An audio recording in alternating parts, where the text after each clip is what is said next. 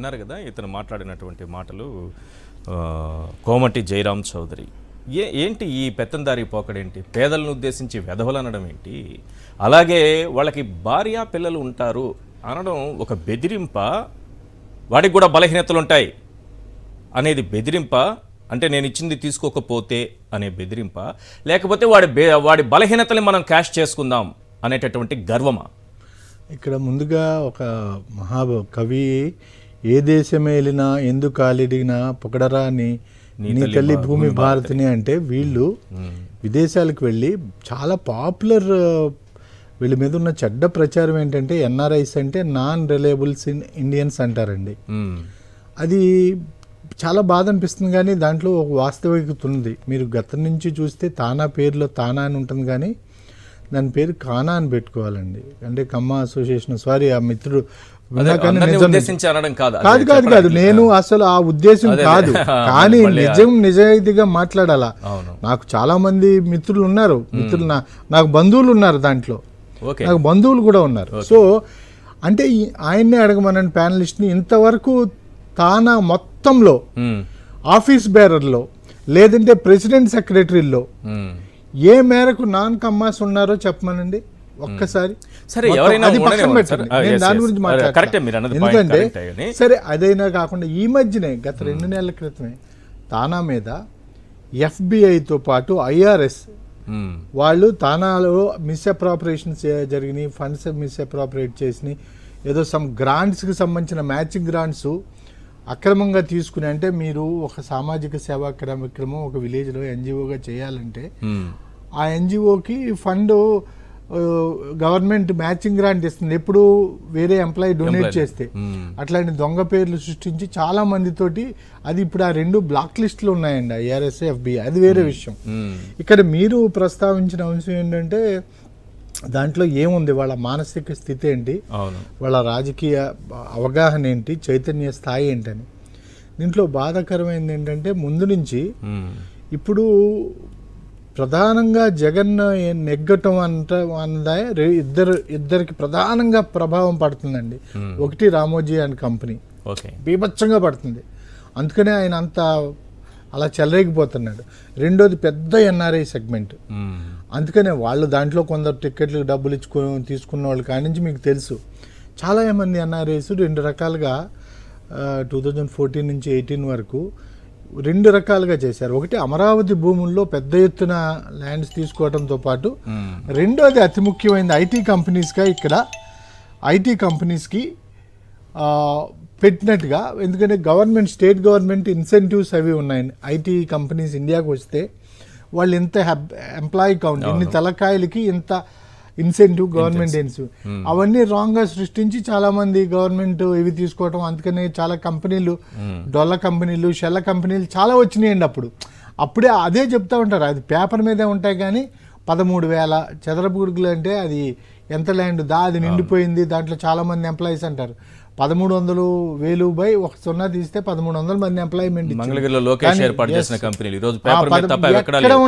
వాళ్ళకి ఇన్సెంటివ్స్ రూపంలో, ప్రోత్సాహక రూపంలో వేల కోట్లు దొబ్బేశారు అప్పట్లో. సో ఇద్దరు ఎవరైతే అమరావతి రూపంలో ఇన్వెస్ట్ చేసి, అక్కడ కంపెనీలు కూడా ఉన్నాయి, ఆ కంపెనీలకు ప్రోత్సాహకాలు ఇచ్చారు. సో కంపెనీ ప్రోత్సాహకాలు, అమరావతిలో ఇన్వెస్ట్ చేయటము, అవి ఎక్కడ ఇప్పుడు కనపడలేదు వెతికితే.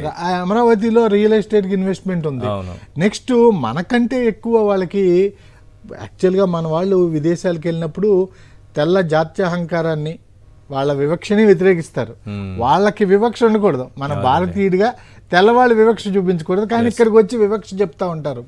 సో ఇది పచ్చి ఒక విధమైనటువంటి, యాక్చువల్గా ఇక్కడ ఉన్న వాళ్ళకంటే కూడా వీళ్ళకి ఎక్కువ అండి గజ్జి, అది కులగజ్జి అనే అన్న. కానీ ఇది ఎందుకంటే వీళ్ళకి ఆర్థిక ప్రయోజనాలు ఉన్నాయి, మంగళగిరి రియల్ ఎస్టేట్ ప్రయోజనాలు ఉన్నాయి, అమరావతి ఐటీ కంపెనీల ఇన్సెంటివ్ ప్రయోజనాలు ఉన్నాయి.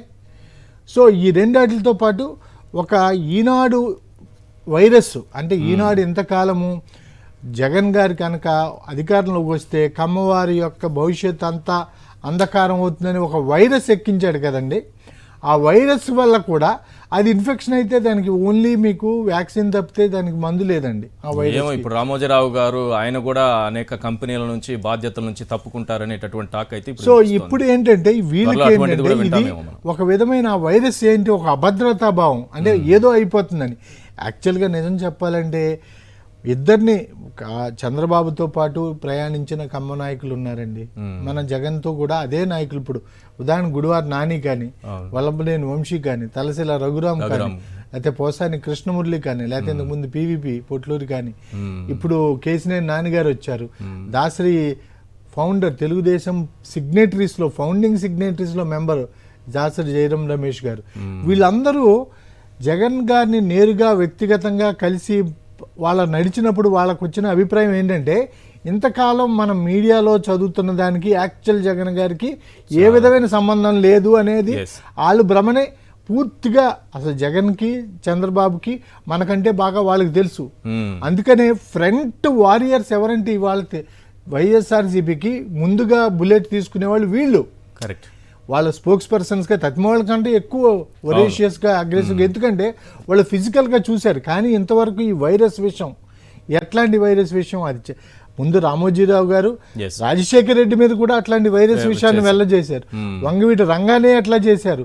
అంజయ్యని అసమర్థుడని చూపించి తమకు నచ్చిన వాళ్ళని హీరోలు కానీ నాయకులు కానీ ప్రజానాయకులుగా తీర్చిదిద్దాలని, నచ్చని వాళ్ళు ఏదో సామాజిక అస్పృశ్యులుగా వాళ్ళ వల్ల మన సమాజం, మన కమ్మ సమాజం అంతా ఇదైపోతుంది అంటే ఆర్థికంగా నష్టపోతుంది, కష్టాలు పాలవుతుంది, ఇష్టోరాలు పాలవుతుంది అని ఒక భ్రమలో సృష్టిస్తే చాలా మంది దాన్ని నమ్ముతున్నారు. ఆ నమ్మే దానికి వైరస్ ఏంటంటే వీళ్ళు అక్కడి నుంచి వచ్చి డబ్బులతో పాటు ఆ భాష ఏంటండి, ఆ సంస్కారం ఏంటండి, వాళ్ళు చదువుకున్న వాళ్ళు విదేశాలకు వెళ్ళారంటే వాళ్ళకి మినిమం అందరికంటే post graduation level technical qualifications ఉన్నవాళ్ళు. వాళ్ళు కొందరు వెధవలు ఉంటారు, వాళ్ళకి భార్య పిల్లలు ఉంటారు, వాళ్ళని మనం ట్యాప్ చేయాలి, వాళ్ళ బలహీనత్వ ఇవన్నీ సేమ్. ఇది ఎట్లాంటిదంటే అసలు యాక్చువల్గా తానా మహాసభలకు వెళ్తే మీరు తానా మహాసభలు ఏమనుకుంటాం మనం, సాహిత్య కళ, సాహిత్య కవిత్వ ఇదంతా అనుకుంటాం కదా. అక్కడ పెళ్లి సంబంధాల మేళా జరుగుతూ ఉంటుందండి. పట్టు చీరలు కట్టుకుని బంగారం ఇవన్నీ నేను అవుట్ ఆఫ్ ది వేవ్ అని కాకండి. వాళ్ళు కటింగ్ చేయించుకోవడానికి కూడా ఇండియాకి వచ్చి కటింగ్ చేయించుకుంటారండి. అక్కడ కటింగ్ చేయించుకోవడానికి డబ్బులు అవుతాయని ఇండియాకి నిజాలండి. నిజాలు కూడా ఏంటంటే ఇప్పుడు ఆ సార్ ఉన్నారు, నాకు నచ్చారు. ఇప్పుడు ఇంతకుముందు నాంది ఫౌండేషన్ అని పెట్టారు, ఎన్ఆర్ఐస్ నుంచి డబ్బులు వస్తాయని అంజిరెడ్డి గారిని దానికి చేశారు. వాళ్ళు ఏదో పాపం మధ్యాహ్న భోజనం పథకం అదంతా అంజిరెడ్డి గారు చాలామంది చేశారు. మన ఎన్ఆర్ఐలు విలేజ్ నుంచి 30-40 మంది ఎన్ఆర్ఐస్ ఉంటారు సార్.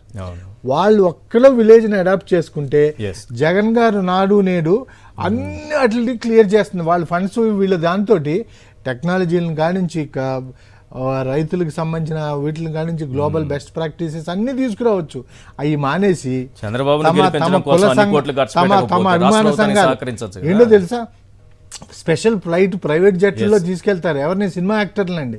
అక్కడ తానా తందానాలు ఆడిస్తారు వీళ్ళతోటి. అవి ఎలా ఉంటాయండి, ఎంత చీప్గా నీచంగా ఉంటాయంటే మనం యొక్క విదేశాలకు వెళ్ళి మన యొక్క కీర్తి పతాకాన్ని ఎగరించాల్సిన వాళ్ళు వీళ్ళు. వాళ్ళ మీద ఎట్లాంటి కేసులు ఉన్నాయో చూపిస్తాను మీకే. వాళ్ళ మీద కేసులు కానీ ఆ సార్కి తెలుసు. ఇదిగో according to some Telugu associations have been accused of using మిర్చిగ్రాస్ సిస్టమ్ టు ఎక్స్ప్లాయిట్. ఇదేం నేను చేసింది కాదు, ఆర్టిఫిషియల్ ఇంటెలిజెన్స్ చూపిస్తున్నది. Okay, dark side of American Telugu associations. My non Telugu friend tells me that we Telugu people are irresponsible. ఇట్లా చాలా ఇప్పుడు ఇవన్నీ మీరు న్యూస్లో. ఓకే, సో ఇవన్నీ ఏంటంటే వాళ్ళలో ఇంతవరకు మేడి పండులా ఉన్నదాన్ని కామెడీ అనే ఆయన వచ్చి దాన్ని పొట్ట విప్పి దాని వాళ్ళ అసస్వరూపాలని సిగ్గు లేకుండా బయట పెట్టాడు.